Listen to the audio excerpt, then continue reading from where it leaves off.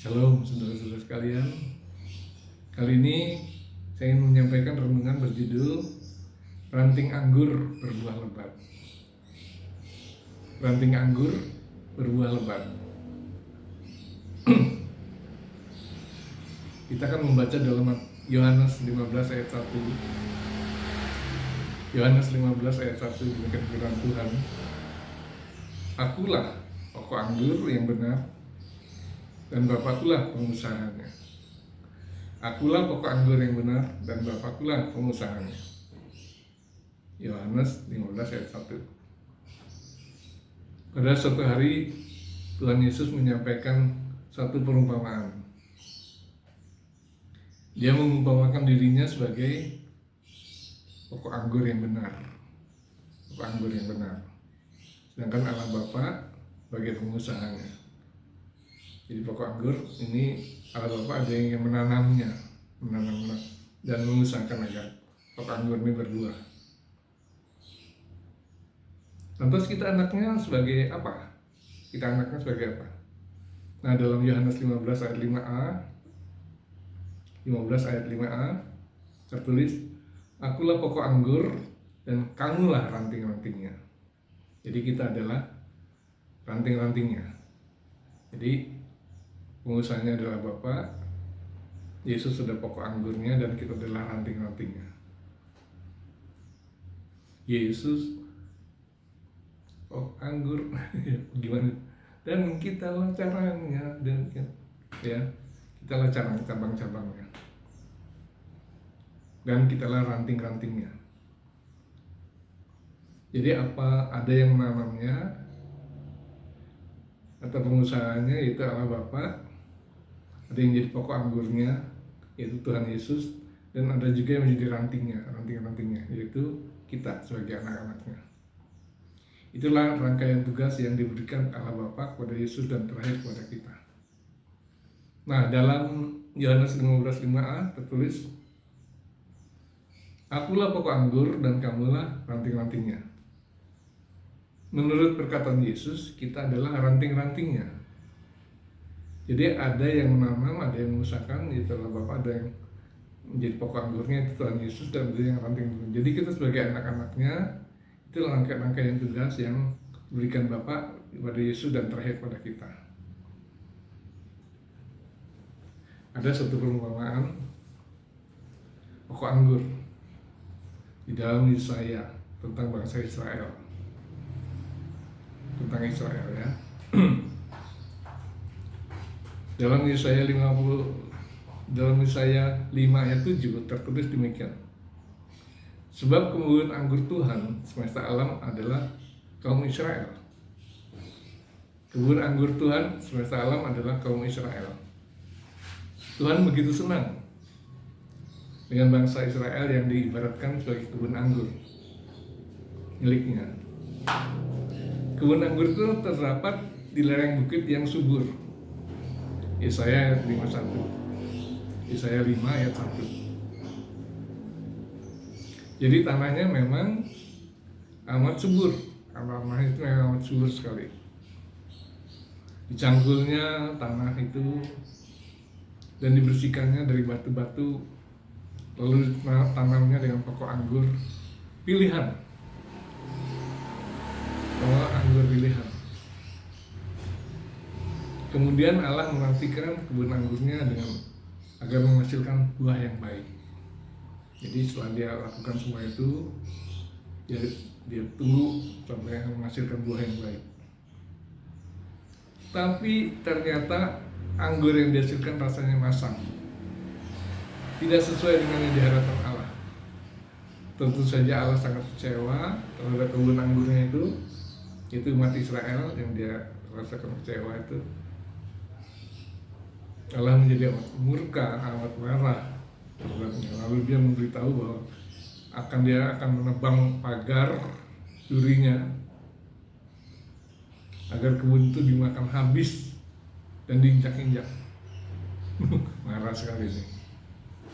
Allah akan membuatnya ditumbuhi semak-semak. Dia tidak akan menurunkan hujan ke atasnya.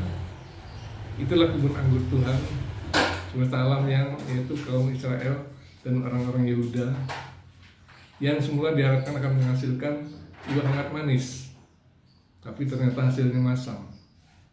Mengapa bangsa ini menjadi demikian? Sebab bangsa ini hanya menimbulkan keonaran saja, tidak mengerti kebenaran sejati. Maka Allah lalu menanam kebun pokok-pokok anggur yang baru, yaitu Tuhan Yesus.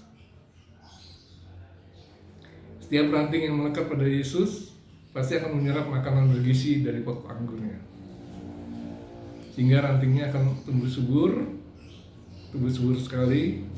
Namun jika ranting itu tidak berbuah, dia akan dipotong oleh Bapa. Ya, dalam Yohanes 15 ayat 2a dikatakan, setiap ranting padaku yang tidak berbuah dipotongnya, lalu dibuang dan dijadikan kayu bakar. Jadikan kayu bakar, saudara-saudara. Jadi ingatlah, meskipun kita sudah melekat pada Yesus, namun jika kita tidak menghasilkan buah, kita akan dipotong oleh Bapa. Menghasilkan buah, ya, yang pertama adalah buah pertobatan. Jadi hasilkanlah buah yang sesuai dengan pertobatan. Matius 3 ayat 8. Kita harus menunjukkan bukti bahwa kita sudah bertobat. Jadi bukan hanya bertobat lewat mulut saja, tapi perbuatannya tidak. Kita sudah bertobat lewat mulut dan perbuatan. Yang kedua adalah buah roh. Buah roh. Tetapi buah roh ialah sukacita, kasih, sukacita, damai sejahtera, kesabaran, kemurahan, kebaikan, kesetiaan, kelemah lembutan, penguasaan diri. Tidak ada hukum yang menentang hal ini. Galatia 5 ayat 22-23. Semua itu harus tampak dalam keseluruhan hidup kita.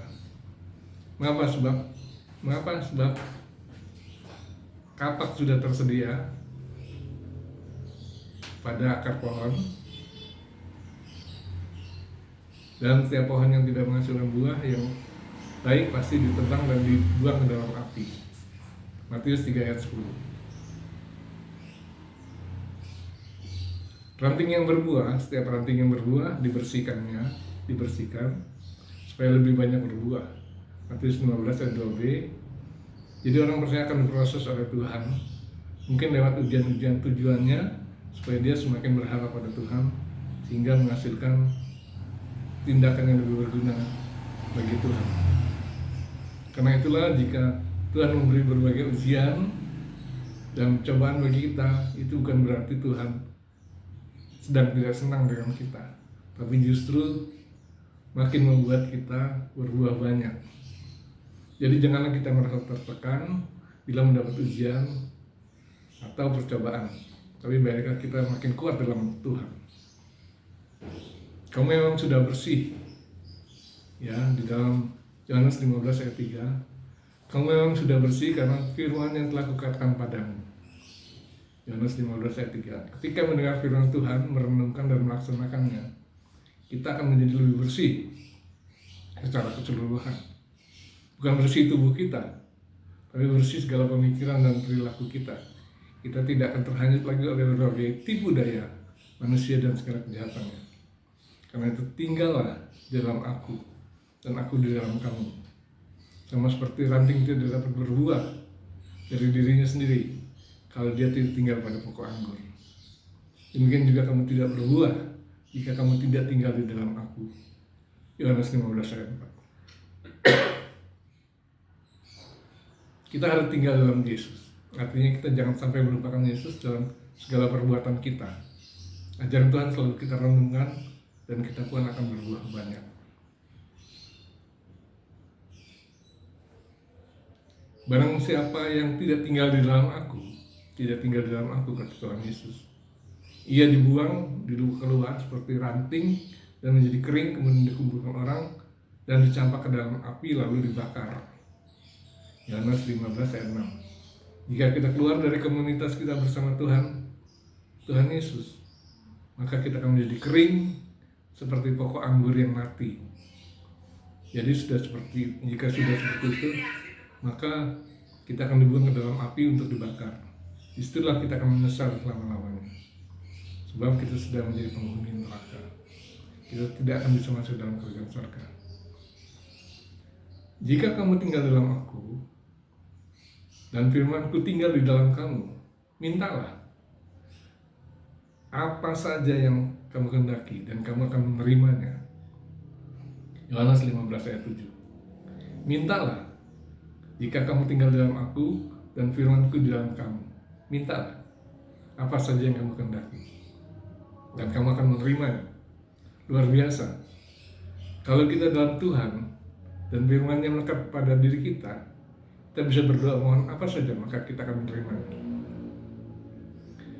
Dalam hal itulah Bapakku dipermuliakan, yaitu jika kamu berbuat banyak, berbuah banyak, dan dengan demikian kamu adalah murid-muridku. Jadi dengan berbuah banyak itu kita jadi murid-murid Tuhan. Yohanes 15 ayat 8. Kita akan memuliakan Allah Bapa jika kita berbuah banyak. Demikian juga kita akan menjadi murid-muridnya Tuhan.